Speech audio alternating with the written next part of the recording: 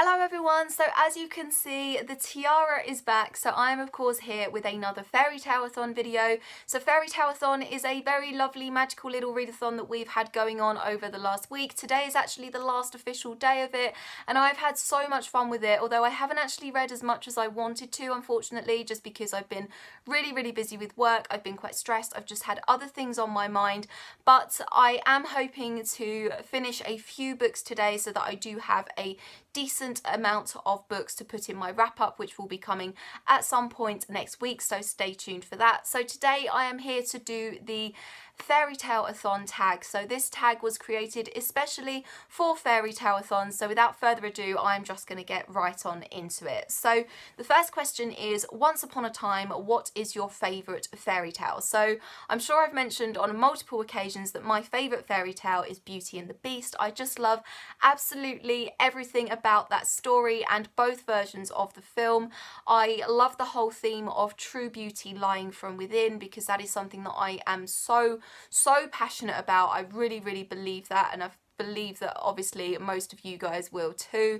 Of course, I love the fact that Belle refuses to settle into the traditional wife and mother role that has been laid out for her. She doesn't want to just marry the most handsome guy in town. She wants to go out and have adventures and fall in love of her own accord. I also, of course, love the Beast's library, because who the hell wouldn't? And obviously I love all of the little individual cute little personalities of all of the inhabitants of the Beast's castle as well. There's just so much about that story I absolutely adore, and that is why it is my favourite fairy tale. The next question is, a land far away, what is a fantasy setting that you would love to visit? So I would love, as I'm sure so many people watching this would love, to visit Hogsmeade. I just want to spend so much time in Hogsmeade, and I can pretty much do everything that I would ever want to do in Hogsmeade. I can go for a drink with my friends, I can eat sweets, I can go to cozy little tea shops. There's some really creepy, interesting haunted buildings around. Obviously it's just packed full of magic everywhere, and just a really lovely little warm magical community. And yeah, it just sounds like the ultimate place to just spend some time in. So of course I would love to go to Hogsmeade. I would also love to drop into the Night Court just to see Reese, pretty much, and also I would love to of course visit the Beast's library and just experience the whole magic of that enchanted castle. The next question is, little woodland creatures, what mythical creature would you like as a pet? So I would love a unicorn, because I just think they're amazing and fabulous, and it would just make me really happy just to be able to like look across the room and see my unicorn. And also, how cool would it be to just be able to say to people, oh yeah, I have my own unicorn, this is my unicorn.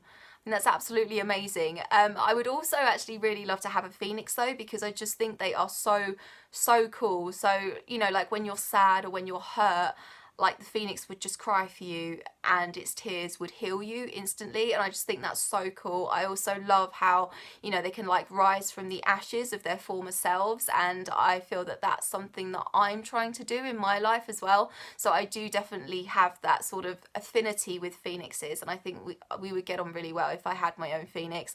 I have also recently kind of thought that maybe I would like a dragon as well, but I don't think I'd want like a big one. I think I'd want like a little tiny one, like one that can fit like in the palm of your hand. You know, like the ones that they pull out of the bag in Goblet of Fire when they're doing the dragon task. And I'd like one like that size, and it'd stay that size forever. I just think it would be absolutely adorable. I don't think I'd want like a proper full-sized big dragon, because number one, I don't really have the room for it. And number two, I don't think I'd be able to control it. So yeah, but a little tiny little dragon like the ones they have in Goblet of Fire, I think that would be pretty cool. So yeah. The next question is, love is an open door, who is your favourite fairy tale ship? So I think my favourite fairy tale ship overall is Scarlet and Wolf from Scarlet by Marissa Meyer, and this is of course a retelling, a sci-fi retelling of Red Riding Hood, but I just absolutely love Scarlet and Wolf. I just love their awkwardness, I love their cuteness, I love their shy little glances and their whole kind of will they won't they dynamic. I just think it's absolutely adorable.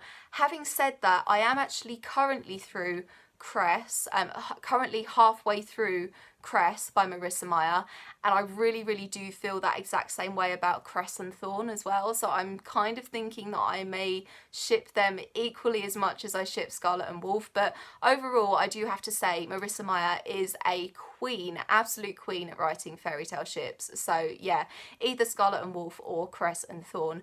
I also want to mention Anna and Kristoff from, of course, Disney's Frozen, because again, I just think their relationship is absolutely gorgeous. So cute how that comes about. So yeah, they are another of my favourite fairy tale ships. The next question is, poor unfortunate souls, who is your favourite villain? So my favourite villain overall isn't actually from a fairy tale, but it is Victor from Vicious by V.E. Schwab. So I do actually like both him and Eli, who is his kind of nemesis in this. I am absolutely fascinated, as you all know, by morally complex characters, but I do feel like most of the characters I love who are morally complex, there's a question about whether they are truly villains, because I do think that most of them do have enough redeeming features to maybe deem them not villains. Probably not the case in this book with either Victor or Eli. They are both really not great people, but there is something about them that I seem to warm to and that I really like about them. So that is why they are my favourite villains. And yeah, if you haven't read Vicious, you seriously need to. It is one of my favourite books of all time. I just absolutely love it. So yeah, probably Victor over Eli, but I do really like them both. So yeah.